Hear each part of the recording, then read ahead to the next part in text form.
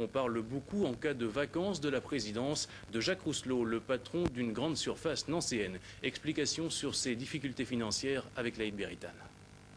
15 millions de francs pour la SNL, mais pas un centime à la charge du contribuable. Parole de ministre-maire ce matin, nos confrères de l'Est républicain.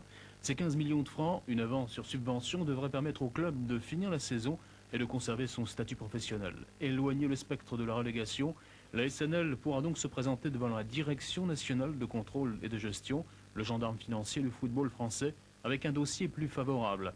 Avec 37 millions de dettes, dont 22 couverts par des emprunts, le club ne pouvait plus emprunter. Une solution qui entraîne des changements. Changement de statut pour le club, une société d'économie mixte devrait voir le jour. 6 millions de subventions annuelles de la mairie et de l'argent frais des sponsors. En première ligne, les centres Leclerc dirigés par Jacques Rousselot. Et dans son sillage, la ville de Nancy espère bien attirer d'autres partenaires privés. Changement d'homme également. Les jours de l'actuel président, Gérard Parentin, semblent compter. Et c'est parmi ces partenaires privés qu'il faudra chercher le nom du nouveau président nancéen. À charge pour le conseil d'administration du club d'entériner la procédure. Quant aux 15 millions de francs, ils seront proposés au vote lors du conseil municipal du 2 mai. Un vote qu'André Rossineau espère unanime. Ce sera loin d'être le cas, tant du côté de l'opposition que de sa majorité. Voter oui, mais pas les yeux fermés. Voilà, puisqu'on parle... Voici un nouvel épisode du feuilleton ASNL. Parmi les vedettes de ce feuilleton, Gérard Parentin, président controversé, Jacques Rousselot, sponsor et peut-être futur président. Enfin, André Rossineau, le maire, qui renfloue les caisses du club, mais demande en contrepartie que tout le monde tire dans le même sens pour tenter de sortir le club de la tourmente. C'est le dossier de ce plein foot. De quoi pouvaient bien parler Gérard Parentin et Jacques Rousselot hier dans les couloirs de la SNL? De l'avenir du foot nancéen, sans aucun doute, un avenir sur lequel planent de nombreuses incertitudes, même si les 15 millions de francs proposés par André Rossineau semblent sauver le club de la catastrophe.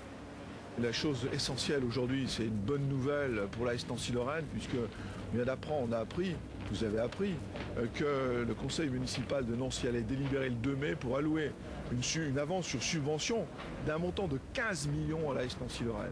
Donc ça, c'est une nouvelle formidable qui assure pour l'avenir la pérennité du club.